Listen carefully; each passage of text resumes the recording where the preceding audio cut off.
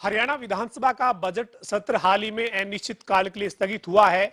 इस बजट सत्र में तमाम मुद्दे सदन में उठे हैं, लेकिन खासतौर पर किसानों का मुद्दा जो है वो भी सदन में छाया रहा है। और इस वक्त हरियाणा में जो फसल हैं वो भी मंडियों में आना शुरू हुई है, चूंकि जो है वो सरकार ने 1 अप्रैल से गेहूं की खरीद शुरू करने का फैसला किया है।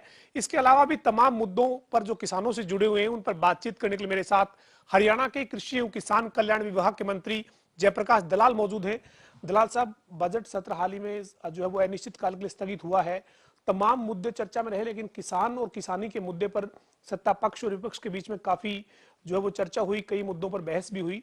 इस वक्त हरियाणा में जो किसानों की जो फसल मंडियों में आना शुरू हुई है उसको लेकर क्या तैयारी है? देखिए, हरियाणा एक कृषि प्रधान प्रदेश है और ज़्यादातर आबादी खेतीबाड़ी से जुड़ी हुई है। गांव में रहने वाला कोई भी आदमी हो कृषि से जुड़ा हुआ है, तो कोई भी सत्तर हो, न्यूज़ हो, इंटरव्यू हो, कृषि के बारे में तो चर्चा होगी ही होगी और ये अच्छी बात है। और इस बार जो है किसानों के खेतों पे जो फसल देख करके हमें भी खुशी हो रही है। प्रकृति ने साथ दिया, भगवान ने भी साथ दिया, किसान ने मेहनत की और बम्पर क्रॉप जो है हरियाणा में है इस वक्त। दक्षिण हरियाणा में सरसों की, उत्तर हरियाणा में गेहूं की, और भाव भी इस बार जो है ऑल टाइम हाई है। आप देख रहे होंगे कि कपास का भाव लगभग 10,000 से ऊपर बिक गई, सरसों 6,500 से 8,000 के बीच में बिकी है, ग्वार का भाव भी ऊंचा है। मतलब हर गेहूं का भाव भी जो एमएसपी पे बिकता रहा है, 2,000 से नीचे होता था, वो भी आजकल 2300-2400 रुपये बाजार में बिक रहा है। तो इस बात की मुझे कृषि मंत्री होने के नाते बहुत ज़बरदस्त खुशी है कि किसान को इस वक्त जो है सबसे ज़्यादा पैसा उसके खाते में जाएगा, उसके घर में जाएगा। और हमारी जो तैयारियां हैं, 1 अप्रैल से हमें मंडियां चलानी है, उसके लिए हमने पूरा व्यवस्था कर दी है कि 400 से ज़्यादा मंडियां हम चलाएंगे। और जो किसान एमएसपी पे हमें बेचना चाहेगा उसकी फसल को हम खरीदेंगे। एमएसपी से नहीं बेचना चाहता, उसको कहीं ज़्यादा भाव मिलता है तो वो वहाँ पर बेचे। और आपने देखा होगा कि पीछे फसल खराब हुई थी, कपास की, मूंग की, बाजरा की, उसकी हमने स्पेशल गिरदावरी कराई और सारा का सारा पैसा जो खराबे का था हरियाणा सरकार ने जो दिया था, 600 करोड़ रुपए से ज़्यादा मुख्यमंत्री जी ने रिलीज कर दिया। मुआवजे की राशि जो है 12,000 प्रति एकड़ से बढ़ाकर 15,000 रुपये की। इस मुद्दे पर सर मैं इसलिए जो वो आपको रोकना चाहूंगा, क्योंकि बजट सत्र में विपक्ष लगातार ये कहता रहा कि मुआवजा जो है वो किसानों को नहीं मिला है, या फिर ये आरोप लगा रहा था कि कंपनियां ज्यादा मुनाफा कमा रही है, किसान को जो है वो पैसा फसल बीमा योजना के तहत मिलना चाहिए, खराबे का वो नहीं मिलता। क्या वास्तविक स्थिति क्या है सर? मेरे कांग्रेस के मित्र बहुत सारे हैं जो हेडलाइन में रहना चाहते हैं, ज़्यादा बोल करके, गुमराह करके, भ्रमित करके चर्चा में रहना चाहते हैं। लेकिन हरियाणा के किसान के लिए जो मुआवजा राशि है, बीमा राशि है, मैं फिर कहता हूँ, रिकॉर्ड देखता हूँ, जब से बीमा कंपनियों ने ये बीमा करना शुरू किया 2016 से 2020 के बीच में, किसानों से हमने लगभग 1,500 करोड़ रुपए प्रीमियम का लिया है। और भारत सरकार, हरियाणा सरकार से मिला करके कोई 4,800 करोड़ रुपया कंपनियों को गया है और 5,200 करोड़ रुपए के आसपास का मुआवजा राशि स्वीकृत हुई है। इस साल ही, अकेले साल में, जो 1,000 करोड़ रुपए का बीमा किसानों को मिलेगा और उसको जो नुकसान हुआ था उसकी भरपाई भगवान की दया से भाव ने कर दी कपास में, ऊपर से बीमा मिल रहा है। तो गांव में जो खुशहाली आ रही है, इसको देखकर बिल्कुल मुझे एक आत्म संतोष होता है कि कृषि के बारे में, कृषि के द्वारा किसानों की आमदनी बढ़ रही है। विपक्ष सर ये जो कह रहा है कि किसानों की बिना सहमति के जो है वो प्रीमियम काट लिया जाता है।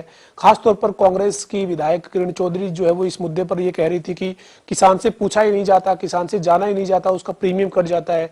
और दूसरा ये कहा जा रहा था सर कि जो ये फसलों का जो सरकार विशेष गिरदावरी करवा रही है, इसका अभी जो फसलें खराब हुई है, हाल ही में जो खराब हुई है, तो उसके लिए जो आदेश है वो दिए गए हैं सर, उसकी क्या रिपोर्ट आ गई है, कब तक आने की उम्मीद कर सकते हैं? देखिए, जब ये बीमा की शुरुआत हुई थी तब जरूर जो बैंकों के लोनी फार्मर थे उनका बैंक अपने आप पैसा काट लेते थे, लेकिन अब ऐसा नहीं है। अब सारे देश में ये कर दिया है कि जो किसान नहीं चाहेगा प्रीमियम कटवाना उसका नहीं कटेगा, जो कटवाना चाहेगा उसका कटेगा। और मुझे इस बात को कहते बड़ी संतोष है कि हरियाणा के किसान खुशी खुशी अपने आप बीमा करवा रहे हैं, बैंकों में के द्वारा भी, सीएससी के द्वारा भी, और उनको पता भी लग गया है कि इस योजना से उनको लाभ है और जो एक जोखिम होता था उससे वो फ्री होते जा रहे हैं। और ये जो दुष्प्रचार है कि भी इस तरह से पैसा काटा जा रहा है, ये सरासर दुष्प्रचार है। ये एक इस तरह का दुष्प्रचार है जिस तरह से किसान आंदोलन में हुआ था कि धरती चली जाएगी, मंडियां टूट जाएंगी और एमएसपी खत्म हो जाएगी। आप देखेंगे कि एक 100 साल से क्या माहौल इस कांग्रेस के लोगों ने, कांग्रेस समर्थित जो थे आंदोलनकारी, उन्होंने क्या बना रखा था। और ऐसा माहौल बना हुआ था कि जैसे सारे देश का किसान उनके साथ है और सरकार की नीतियों के खिलाफ है। लेकिन मैं धन्यवाद करता हूं भारत के किसानों को, खासकर उत्तर प्रदेश, उत्तराखंड और दूसरी जगह के जो गोवा वगैरह, जहां हमारी सरकारों को उन्होंने आशीर्वाद दिया है कि कांग्रेस की बिल्कुल पोल खोल दी और इन किसान नेताओं को भी समझा दिया कि आप राजनीति करो लेकिन आपको किसानों के नाम पर राजनीति करने का अधिकार नहीं है। और कांग्रेस जिस ढंग से यहाँ काम कर रही है, हरियाणा का किसान भी कांग्रेस को के साथ वही हाल करेगा जो इन 5 राज्यों के चुनाव में कांग्रेस के साथ हुआ है।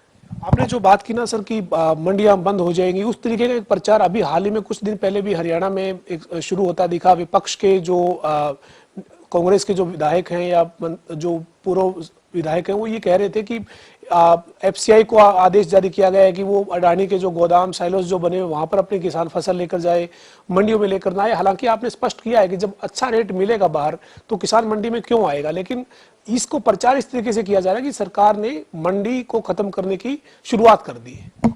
हम तो मंडियों का विस्तारीकरण कर रहे हैं और मैं बार बार बता चुका हूँ कि हरियाणा के अंदर भारतवर्ष की सबसे बड़ी मंडी कन्नौर में, जिसमें 7-8 हज़ार करोड़ रुपए की लागत होगी, वो बनने जा रही है। और हमारा लक्ष्य ये जरूर है कि अच्छी सुविधाएं मंडी में दें, खाने पीने की व्यवस्था, साफ सफाई की व्यवस्था, टॉयलेट की व्यवस्था, किसान आए तो उसको अच्छी व्यवस्था मिले। लेकिन हमारा ये मकसद नहीं है कि जबरदस्ती किसान की फसल वहीं पर आए। अगर किसान को कहीं अच्छा भाव मिलता है तो वो मंडी का टैक्स देर कहीं भी बेचे। हमें मंडी का आज के दिन कहे कि मंडी का टैक्स चाहिए बस। और किसान में इस बात की बड़ी खुशी है, हम कहते हैं कि किसान को मंडी में कुछ भी ना लाना पड़े। मान लो जो मंडी के एमएसपी से ऊपर उसको फसल बिक रही है तो क्या हम जबरदस्ती थोड़ा करेंगे किसान के साथ कि आप एमएसपी पे आगे बेचें। आपको ज्यादा भाव, आज एमएसपी से दुगना भाव कपास का है, एमएसपी से 20% भाव सरसों का है, एमएसपी से बहुत सारी चीजों का भाव, गेहूं का भाव भी ऊपर है। मुझे नहीं लगता इस बार किसान है कि जो गेहूं हमें आता था 55-60 लाख मीट्रिक टन, किसान लेके आएगा, क्योंकि बाजार का भाव एमएसपी से 300-400 रुपये अभी भी ऊपर चल रहा है। और आजकल किसान को समझ में आ जाती है यूट्यूब से, सोशल मीडिया से, कि अंतर्राष्ट्रीय स्तर पर क्या हो रहा है, हमारा प्रोडक्ट को एक्सपोर्ट भी हो रहा है, तो उसको उम्मीद होती है कि अच्छा भाव मिलेगा तो अपनी फसल को रोक सकता है, तो उसको अच्छा भाव लेने का अधिकार है भी।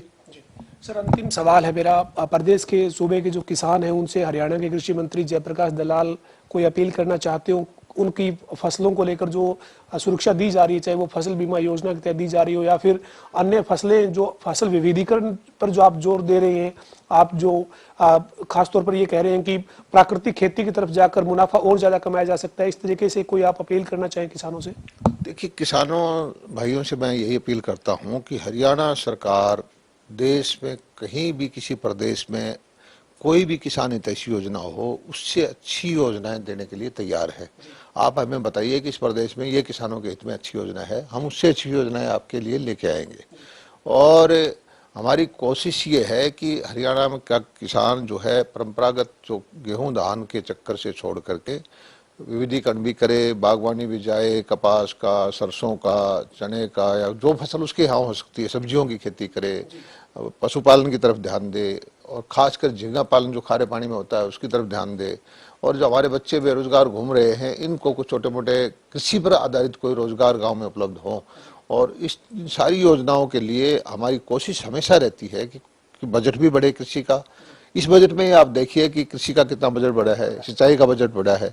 कल ही मेरी जो हाई पावर परचेज कमेटी की मीटिंग थी, हमारे भिवानी डिस्ट्रिक्ट के 70 करोड़ रुपए के पंप हाउस के जो पंप्स थे, मोटर और पंप बदलने का वो ऑर्डर दिया है।